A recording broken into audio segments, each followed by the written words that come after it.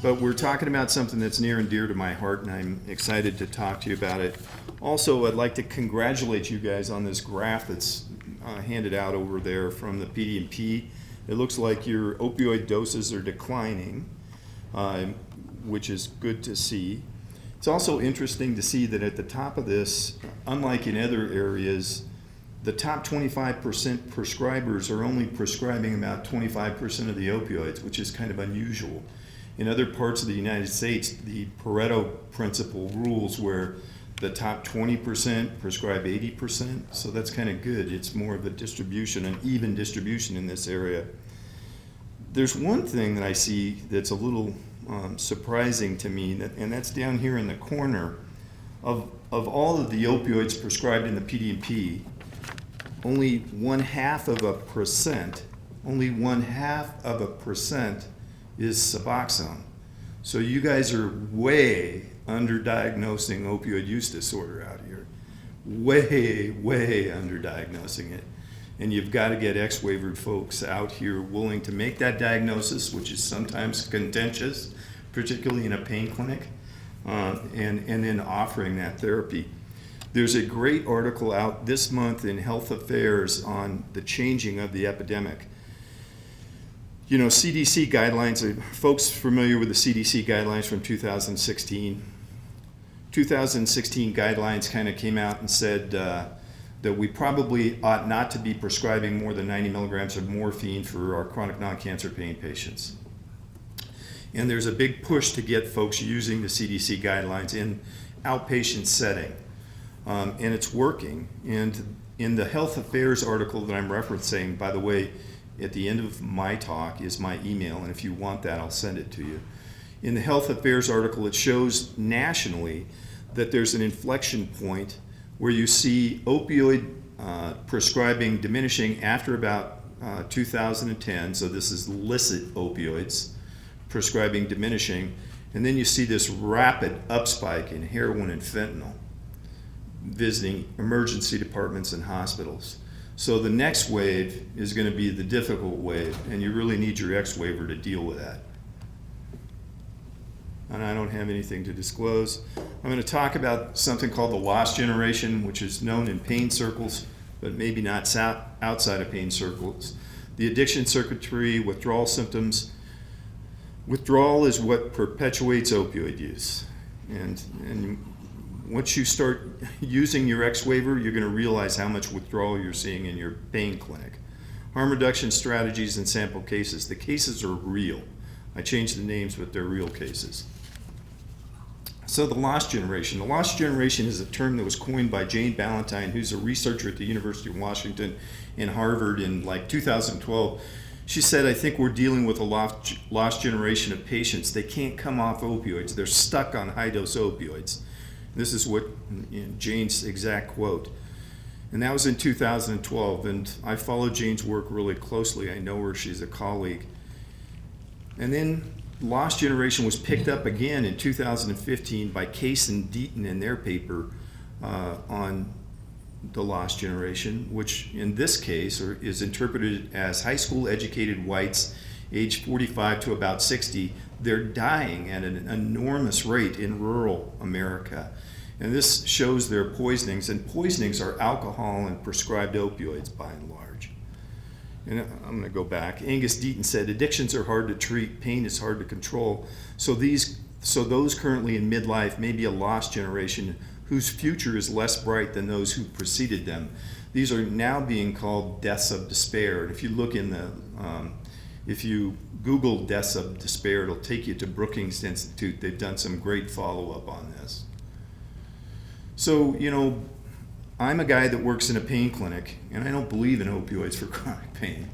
And I had to come up with an operational definition for the lost generation because I have to treat these people.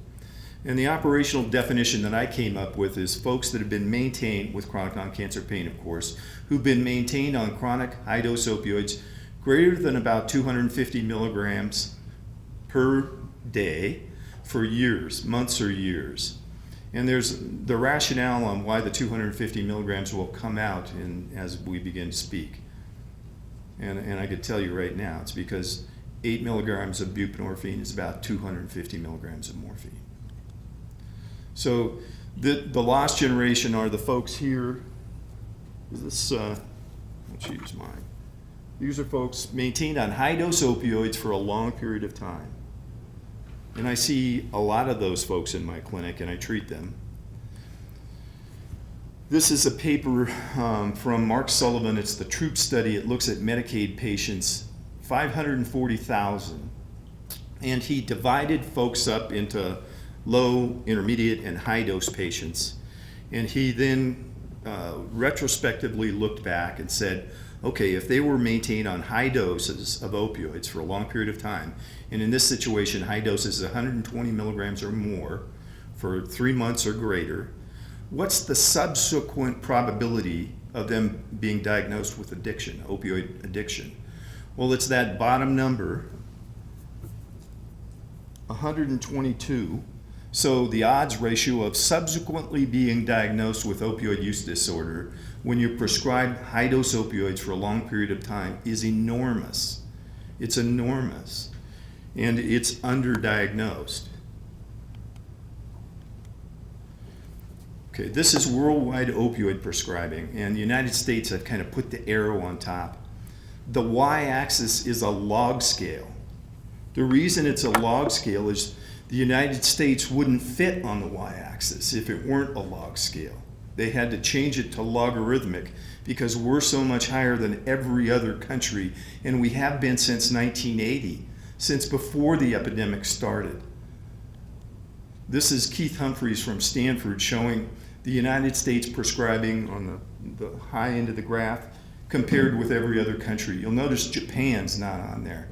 Japan's not on there because it wouldn't fit on there. And Japan's an interesting example to compare with the United States, and this is from Keith Humphreys. I'm going to steal him. He said if you want to compare opioid prescribing in Japan with the United States, it makes sense because they're industrialized, they're aging, they've got a lot of baby boomers. So that's a good model to compare with our own, with our use of opioids. So in order to compare them, you'd have to double them, that is double their opioid dose, and double it again, and double it again, and double it again, and double it again, and then it would come in second to us in opioid prescribing. You can't rationalize that. So what about burden of disease? What's the burden of disease for pain in the United States? Maybe it's 5 times higher than Japan. Oops. Lo and behold, no, it's not. This is low back pain at all ages. And if you look at chronic non-cancer pain, the best proxy for chronic non-cancer pain is low back pain because it has the highest prevalence. Low back pain's prevalence internationally is usually about 30%, headache and migraine 20%, fibromyalgia about 5%. So I've compared Japan with the United States. We have a lower burden of disease of low back pain. You can see the top arrow is the United States, the bottom arrow is Japan, Germany's even higher. So let's go back. So for those that want to make the argument, well, maybe the United States has a higher burden of disease. Let's go back. No, we don't have a higher burden of disease, and yet we're prescribing much, much more opioid than other countries. It's not rational, that's my point. This is data from Gary Franklin at the UW that looks at opioid overdoses based on dose. These are like 5 articles that he's compiled. There have been about a dozen now, all since 2010. So this is new data, but they all show the same thing. The higher the dose, the higher the risk of an overdose, and the higher the risk of addiction. So, this is prescription, this is my particular clinic in Salem. So when I go into an area, there's a database, a CMS database, Medicare database, where I can go and look at prescribers in my area and rate them, how aggressive they are at prescribing opioids. And so I do it. And I take them all by name and by specialty, and I look at where they are in deciles for prescribing opioids, okay? So, you see the bell curve, that's a normal distribution. So the way to interpret this is, I'm going to point with a graph that I can see, otherwise you can't hear me on the mic. So the 90th percentile here, this last one, those people, and these are multiple different specialties, nurse practitioners, physician's assistants, internal medicine, etc. I look at it, I took all their names and ran them in, and there's a huge amount are in the 90th percentile, so the top 10% for prescribing for their specialty. And then even higher, one step down, in the top 20% for their specialty. And then the third are top 30% for their specialty. So you can see this is not a normal distribution. This is a clustering of abnormally high prescribing. And it's happening here. If you go anywhere around the country and you run yourself, you benchmark yourself, you can see where you are. For a pain clinic like mine, of course, I'm going to tend to see the high prescribing patients and the high prescribing providers. This is a cultural problem that you're looking at in that graph. This is over-prescribing by particular prescribers, and this is a cultural problem. We have to look at it that way and change it that way. So in order to help change it, we built something called a structured opioid refill clinic. The idea for this comes from the VA. There was a great paper in 2007 out of Philadelphia VA where they were having problems with prescribers. And if you go to medical home models and you ask prescribers, what kind of problems do you have? Two big problems that are going to recur in the top 10 are going to be addiction and chronic pain. They don't want to see it. It's difficult to treat. We realized that, so we opened up a refill clinic to help with that problem. And this is the paper I was mentioning from 2007 that it's based on, is a VA paper. And this is basically what we do. We take a patient that's referred. If they're opioid naive, we keep them opioid naive. We don't initiate opioids on them. And so we'll screen them and offer them non-opioid alternatives. If they're opioid tolerant, then they go down one of two pathways. Are they compliant with CDC? No aberrant behavior, no hepatitis C, no history of addiction. Then we're just going to maintain them. That's the amnesty arm. If they're above CDC, they're going to get one of two things in our clinic. That's going to be, we're going to always lead with a taper, and if they fail the taper, they're going to go to buprenorphine. So now some PDMP data for our area. This is kind of the state. I'm in the middle, Marion County there, Marion, Yamhill, and Polk. So Salem, we're 60 miles south of Portland, and we're considered one of the high prescribing regions for the state.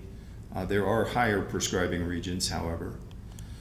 So when we started the clinic that I'm in now, we asked the PDMP folks, Lisa and Josh, for data on our area. And it's hard to see, but there are about roughly 2,000 people in our area, in our catchment area, in the 3 counties, on greater than 120 milligrams of morphine. So we wanted to open the clinic up to those people because we know that they're at a high risk of overdose death, and that doesn't need to happen. We can help them. We can taper them, or we can offer them buprenorphine.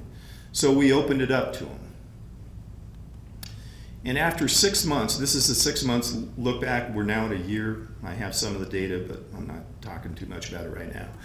After 6 months, we had 375 referrals. Of that, 100 patients were on high doses of opioids. That's 120, the range was 120 milligrams to 4,000 milligrams. The average MED of those 100 patients was 360. 40% are co-prescribed a benzodiazepine. The average age is 60, 57% female. 50% met formal criteria for fibromyalgia and were initiated on opioids for that, high dose opioids. That should scare you. The average pain catastrophizing scale, by the way, the fibromyalgia screen is here. It's available for pickup over there, and the pain catastrophizing scale is on the other side. These are two really important things. There is no more important measure of pain trajectory than the pain catastrophizing scale. It is the holy grail of pain that we have today. And so we check every patient.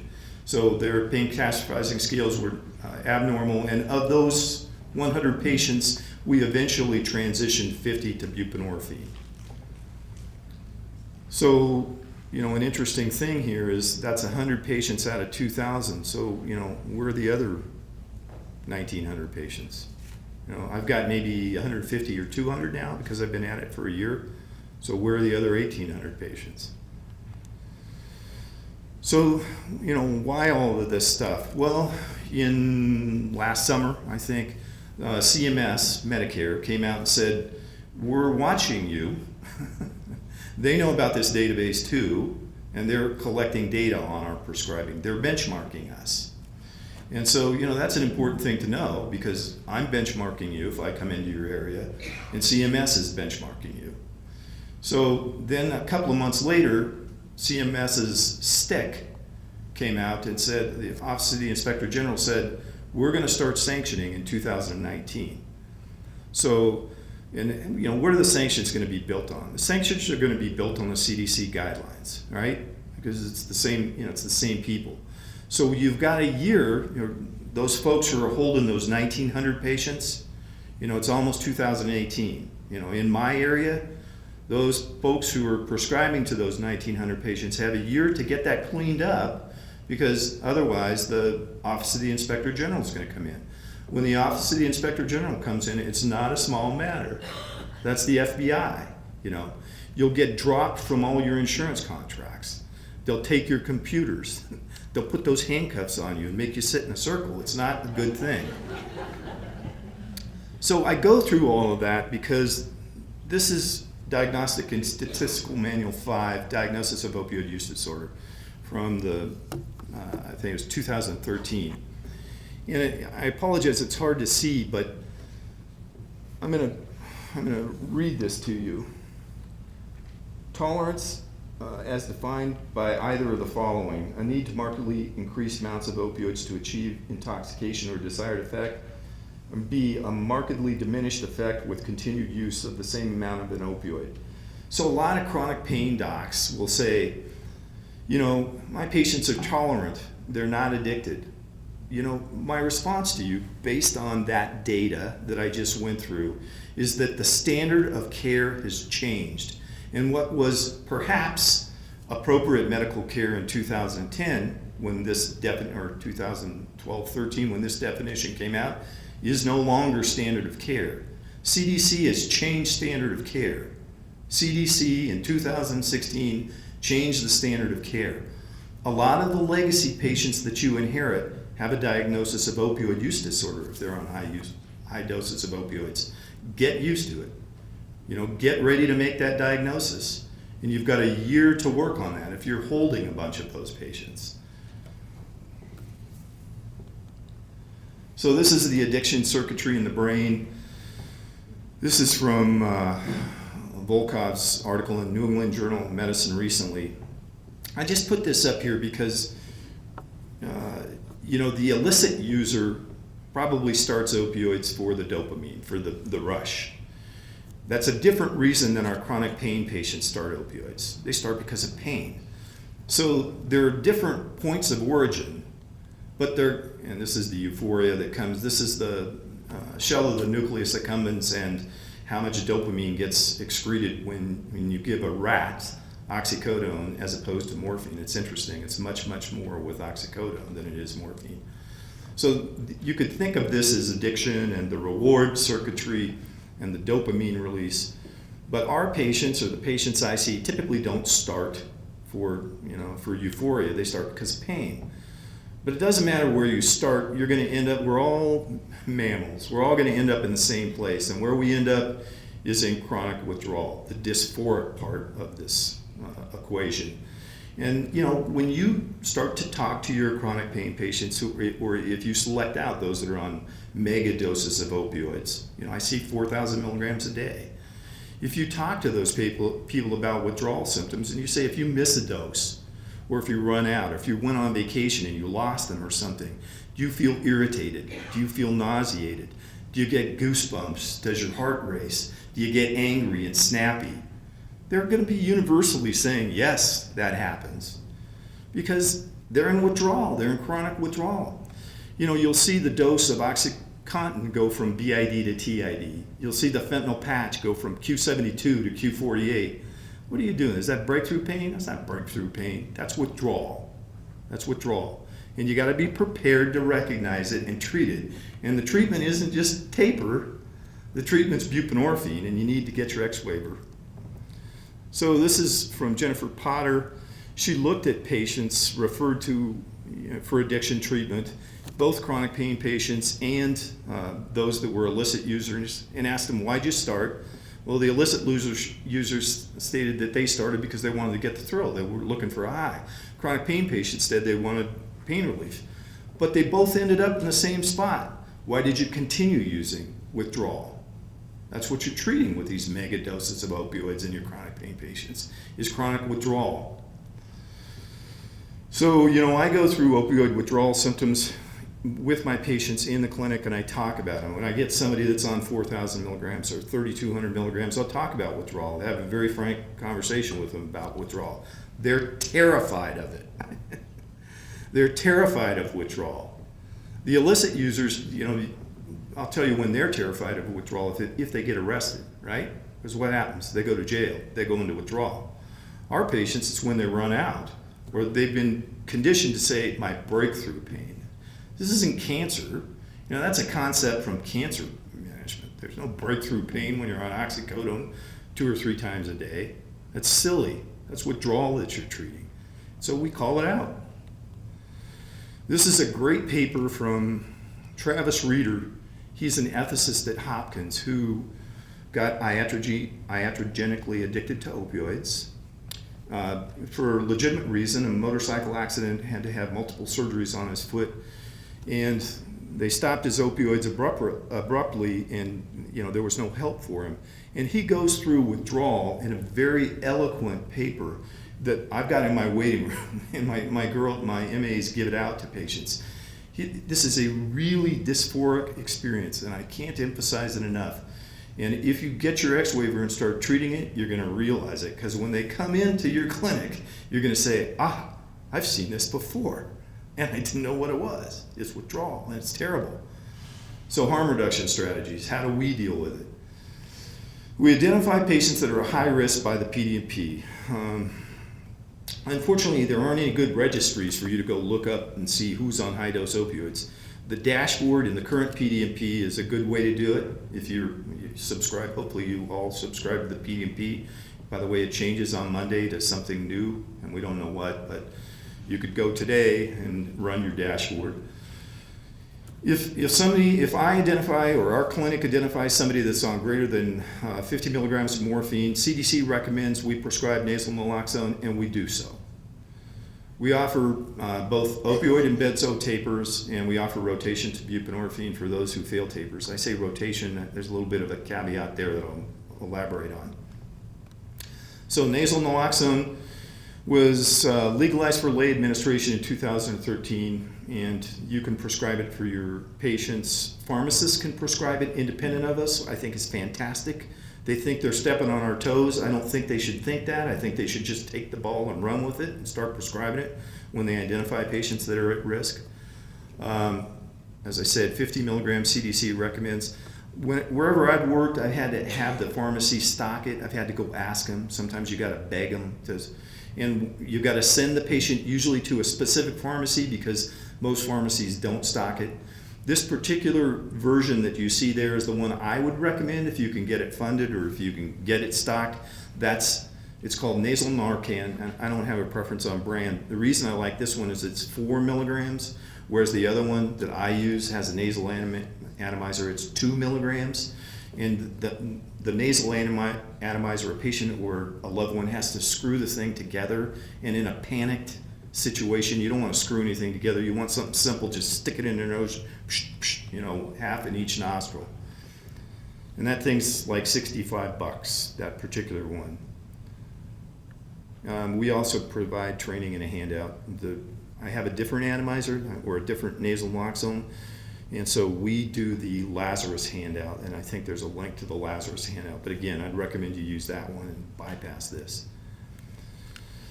So if a patient comes to my clinic and they're over 90 milligrams of morphine, they're going to be offered a taper, and I will negotiate with patients on the tempo of the taper, but once we start tapering, we may halt, pause, we never go back.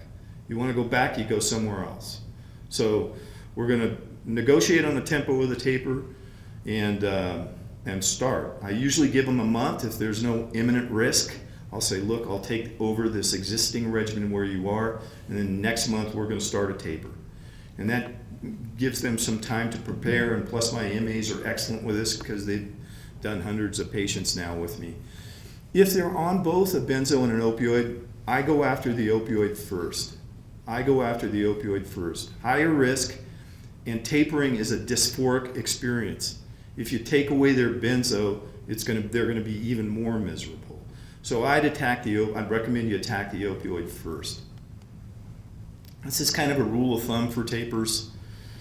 You can read it. This is what we use. I don't like to go beyond a year. And the reason I don't like to go beyond a year is there are no safe harbor or Good Samaritan laws that protect me in doing this, or you. No good deed. So if you take on patients like this, you should be friends with the medical board, and I am, and you should talk to them. And I don't want to hold folks on these tapers indefinitely, so I'll go about a year. Now, realize these are huge tapers that I'm doing, so it's kind of quick for some people. 4,000 milligrams to 90 milligrams. Oops. So I just jumped ahead a bunch. Buprenorphine, it's a Schedule 3 drug. You can call it in. You can call it in. Think about that. You can't call hydrocodone in. It's a partial mu agonist. It's FDA approved for both pain and addiction. The pain types are Belbuca and Butrans, the patch. The addiction types are Suboxone and Subutex. There's a ceiling effect for respiratory suppression. How do people die of an opioid overdose? It's all pulmonary. It's not cardiac arrhythmia or something, not even methadone. They go to sleep and they don't wake up. It has a morphine equivalence of 30 to 1. People don't know that. Buprenorphine is a powerful analgesic. It's a powerful analgesic. I used to work in Corvallis. The vet school uses it every day for analgesia in cats and dogs. They don't seek opioids, and they don't seek addiction, and they don't lie, and they get pain relief. After castrations and orthopedic surgery, the morphine equivalence is 30 to 1. Again, 8 milligrams of buprenorphine, that's kind of the common dose, has morphine equivalence about 250. It's not optional. It's not under voluntary control like your patients may tell, well, buprenorphine doesn't work for me. No, you can't pick it. It's just like your beta blocker or epinephrine doesn't work for you. It works for all of us. It just plain works. And you got to be prepared for that kind of gaming and manipulation. But it doesn't cause a lot of euphoria. Doesn't seem to cause the dopamine release that some people are looking for. And we'll tell patients that. But when they tell me it doesn't work for them, I say, look, you're kind of like you're telling me you can levitate or read my mind. That's like nonsense. Buprenorphine works for everyone, and it's going to work for you. And my MAs have been trained to tell them that too, and we're very confident because it just works. You'll learn this when you get your X waiver. This is from the CDC. It's 2016. The arrow is the 30 to 1 equivalence of morphine, and we use that as gospel. And you'll see it works. So 8 milligrams of buprenorphine and roughly 250 milligrams of morphine, but without the respiratory suppression. So, I consider the battle won when we get somebody over to buprenorphine. It's like, well, are you going to keep them on them for life? Maybe. It's so much safer. I consider it a victory when we get them over to bupe and they've been on high-dose opioids. This is a small study, like 35 patients, where they took high-dose opioids and they took them over to buprenorphine. They do kind of what I do. They saw a decrease in pain level, and they speculate that that's due to opioid-induced hyperpathia. And maybe, I believe in opioid-induced hyperpathia, but I've not seen tremendous drops in pain level in patients that I've taken over to buprenorphine like this group has. That's not why I'm doing it. I'm doing it to make their life safer so they don't overdose and die. But you may see some diminution in their pain. So when I do inductions, I consider it basically a rotation, okay? So there's a myth out there that you need to take people, or some people think you got to drop them down to 35 milligrams of morphine or methadone before you go over to buprenorphine. That's not true. That's not true. You have to put them in withdrawal because buprenorphine binds the receptor avidly, and it'll precipitate withdrawal if you don't put them in withdrawal. But you don't have to taper them down to these tiny doses. You just don't have to. And so we don't. So I consider it a rotation with the caveat that we're never going to rotate back. Because once I put somebody on buprenorphine for opioid use disorder, I'm very clear. This is a lifelong, chronic, relapsing, remitting disease, and you are never a candidate in my clinic for chronic long-term opioids again for chronic non-cancer pain, ever. We're not going back. You can't, opioid use disorder is like cancer. It may go into remission, but you're never cured of it. So they're not appropriate for full agonist opioids ever again. So when I say it's a rotation, it's really a one-way rotation. And that's kind of how I do it. Based on their dose, what I wrote, they rotate them through. And I've got explicit cases. You'll see what I've done. This is, you plan withdrawal. And again, I can't emphasize how afraid people are of withdrawal. This is a cheat sheet, and it's downloadable on the link there on a concoction to help people through withdrawal. And we put them into withdrawal, you have to too, and we give them medicines to help attenuate the withdrawal because they're panicked. The last guy, I think I did an induction on, threatened suicide while he was waiting for induction and went to the emergency room. This is how scared they are about withdrawal. Withdrawal is a big issue in my world in these high-dose chronic opioid patients. So again, don't underestimate their fear of withdrawal. I have one MA who's very, very savvy. She goes in the room, she's been trained, she does this without me, goes in the room with a calendar, printed calendar. She's got a printed calendar and she says, okay, bring your pills. Because we want them to bring the pills to clinic because we've got a disposal at the hospital that we can dispose of their pills. Once you see one precipitated withdrawal, you're not going to want to see another one. It's happened to me. So we try and get their pills if we can, dump them, and tell them, okay, look, put it on the calendar. These are your withdrawal. This is your withdrawal day, 1 day, 2 day, depends on the opioid. And this is your induction day. And in these withdrawal days, Coelho's going to prescribe you medicines to help you through it, and you call us and we'll talk you through it. And I do prescribe medicines. It's oftentimes tizanidine, 2 milligrams QID, and chlorodiazepoxide. I do like 10 milligrams QID. The majority of these patients that I see they're not illicit users. They're folks they're lost generation, high dose users that don't have Hep C, that are often or been married for years, stable relationships. So it's a little different than the illicit user. I trust them more, and so I get them a benzodiazepine to help them. And my MAs are excellent at this because they've done now many, many inductions with me. So I'm going to jump on to the cases, and these are real cases. Ron, 52-year-old disabled retired laborer with chronic back pain, no history of addiction or Hep C or aberrant behavior, married 30 years with adult children, prescribed OxyContin, 60 milligrams QID. So it's supposed to be a 12-hour, but he's on a QID.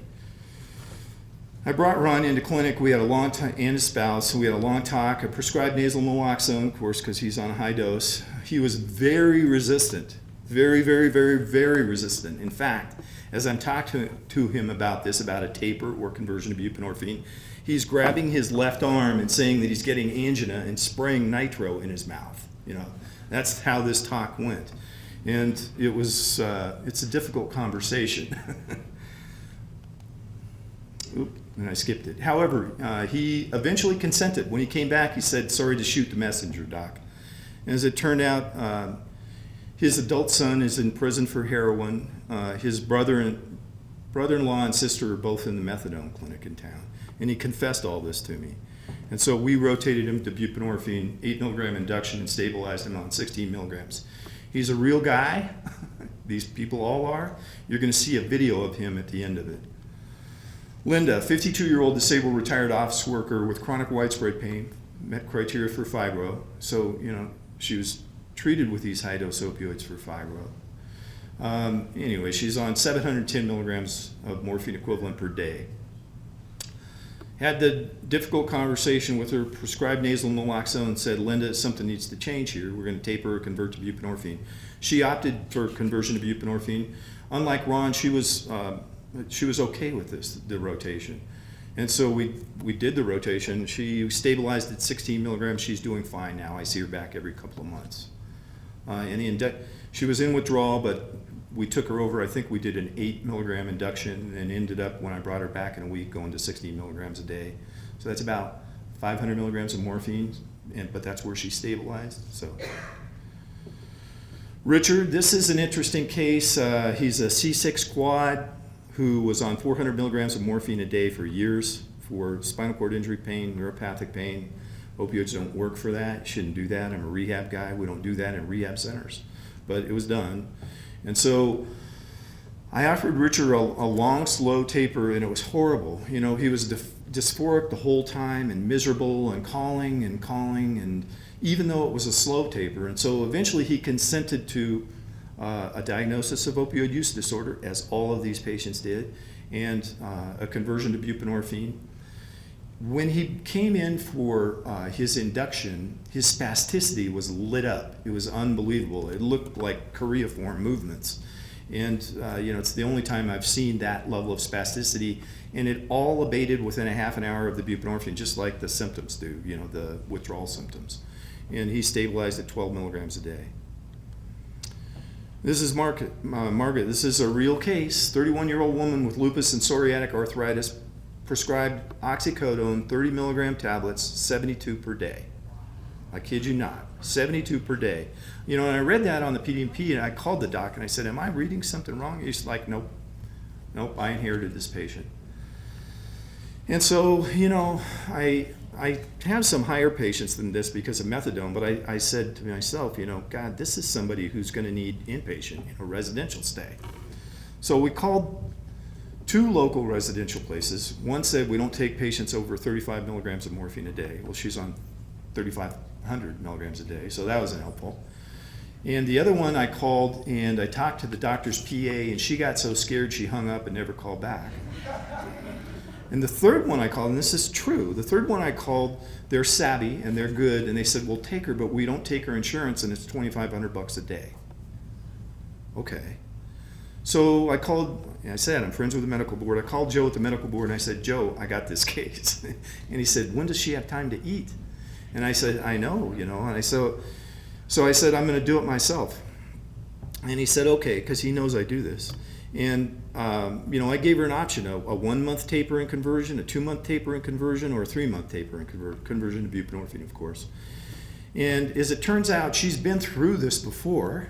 She was sent to a hospital in Portland years ago for quote-unquote detoxification, where they used buprenorphine, and they released her without buprenorphine. Of course, she immediately went and found another prescriber and got back up on these astronomical doses.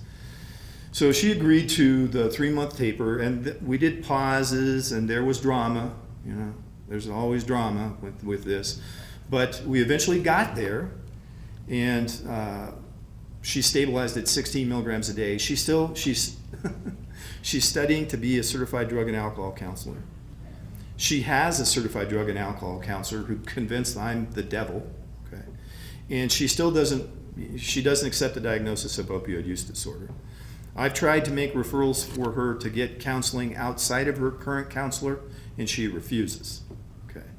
So, in any case, we've got her stabilized now, and I'm referring her back. The fellow that sent her to me, we negotiated that he would get his X waiver and learn how to do this. And so I've sent her back now to him for refills. And I would suggest that if you inherit patients like this, you pressurize the people in the community who are making these to get their X waiver and start cleaning up after themselves. And there are lots of links. I walk this talk, so if you're interested in talking more by email, or if you have questions, I'm happy to take them. Okay.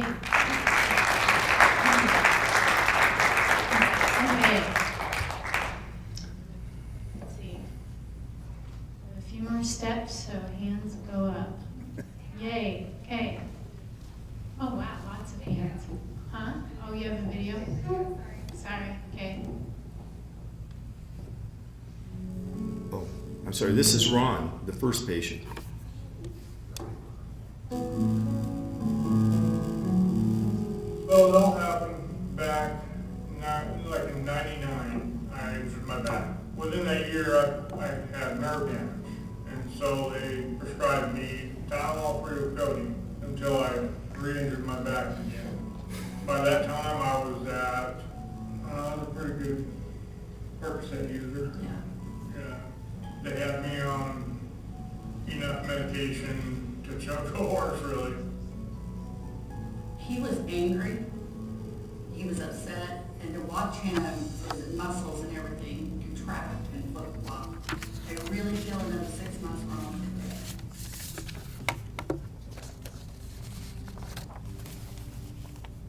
We opened up the clinic and we opened it up to people who've been identified by the state's prescription drug monitoring program to be on really high doses of opioids.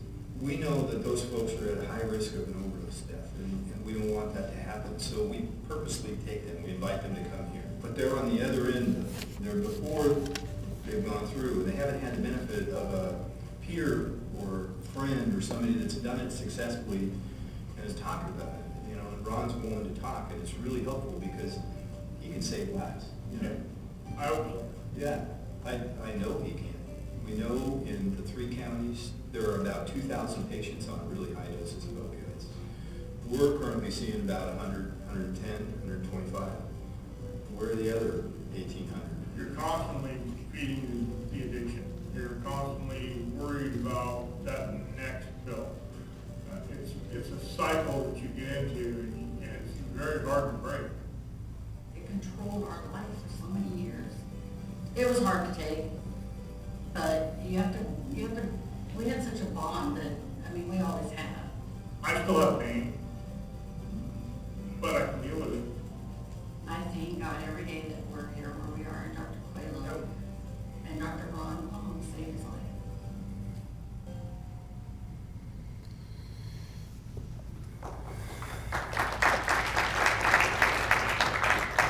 You know, if you do this, getting patients to talk about it is really helpful, and to build a peer network is really. Ron's a peer. He's consented to call people who are staring down the barrel of a taper and rotation of buprenorphine, and it helps. Questions? If you got questions. Okay. I was on my way here before.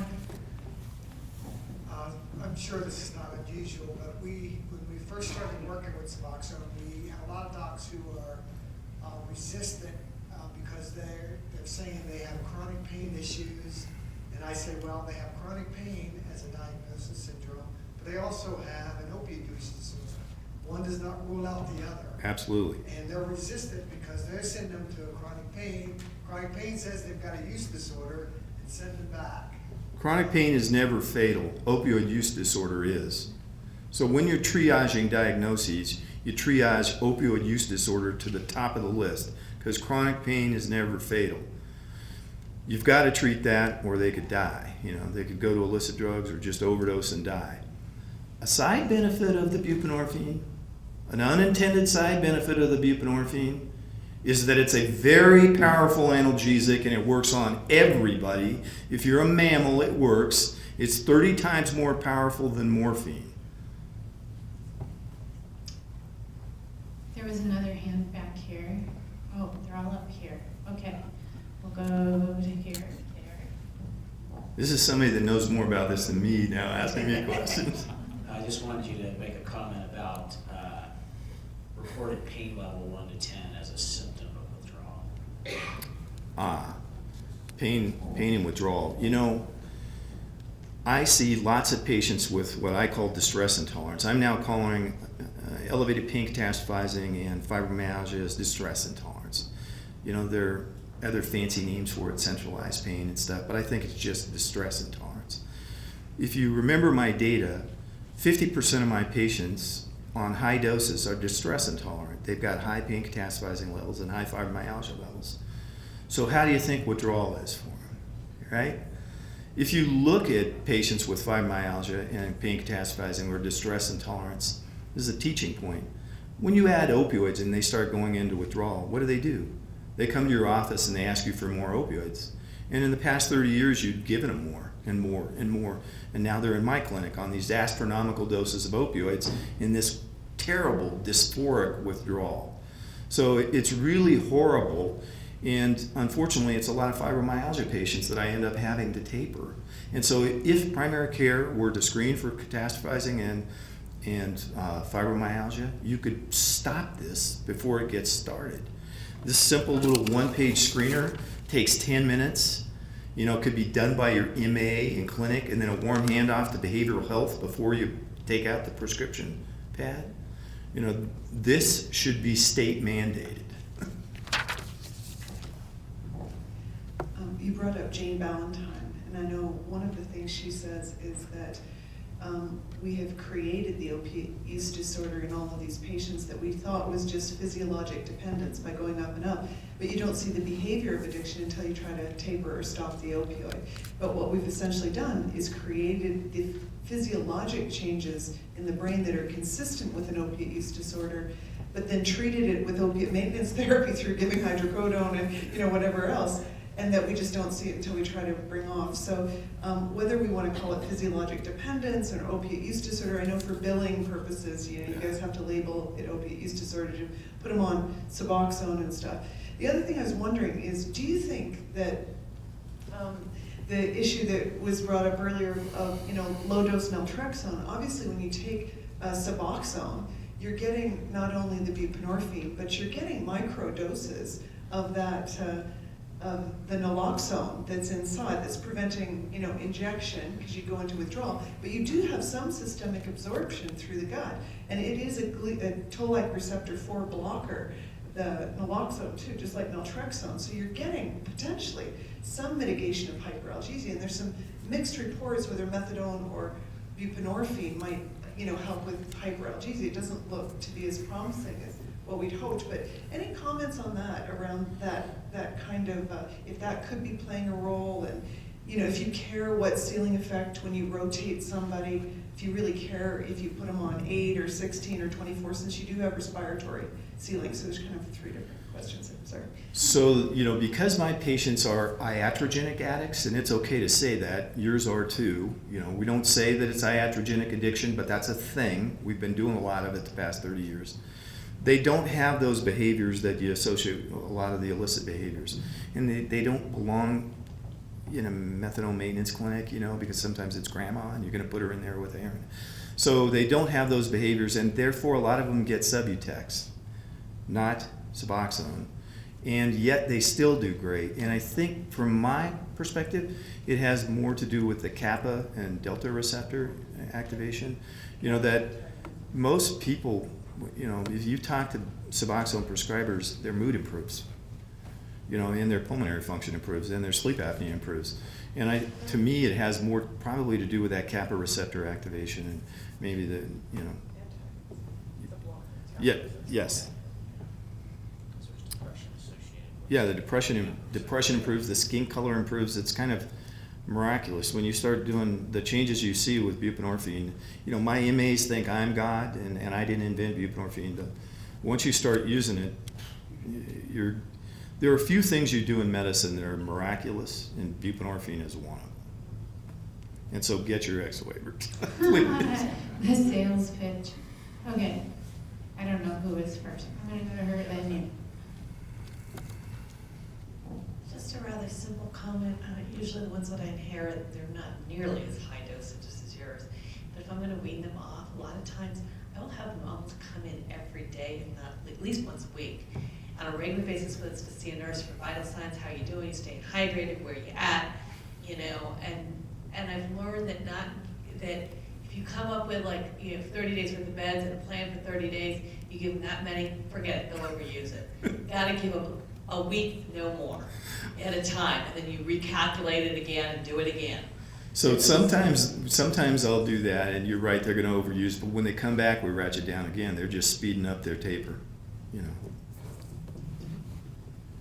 I might have just missed this. So when you do the induced withdrawal before starting buprenorphine, how long of a withdrawal is it before you can start the next med? So different people do different things. For example, I was contacted by Yale recently, and Yale, what they do for most opioids except methadone, is an overnight withdrawal, 12 hours, and they do the induction the next morning. I do for most opioids, methadone excluded, 24 hours, about 24 hours of withdrawal. It's really important that they're in withdrawal, because when you see When you see a precipitated withdrawal, they go to the emergency department, pissed off, and they're told that they're allergic to buprenorphine, okay? And I've had one of those. So it's really important that they're in withdrawal. So this really isn't a rotation. I'm being loose with the language, I realize, but I just want to emphasize that you don't need to take them down to 35 milligrams of morphine or methadone a day to do the rotation over to buprenorphine. But that rotation in my clinic is one way for life. Okay.